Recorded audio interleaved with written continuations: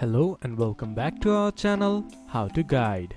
Today in this video I'm going to show you how to create a LinkedIn business page. To do so, follow some simple steps with me. You can create LinkedIn business page only through desktop. Now go to your browser and a default search engine, then search linkedin.com. Then log into your LinkedIn account. Then this type of interface will appear in your screen. From there, click to For Business on the top right corner. Click on it, then scroll down a little bit. There you can see Create a Company page. Click on it. Then choose what type of company do you have. Do you have an educational institute or showcase page or a company?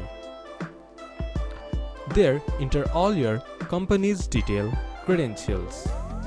Enter your name, then linkedin.com, then website, your industry type, your organization size, your organization type, your logo and taglines. Once you have done that, click to I verify that I am authorized representative of this organization. Then you can create a page. Click to create page.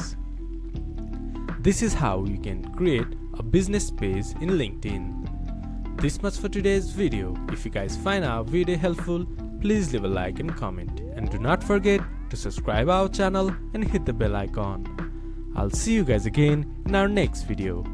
Thank you for watching.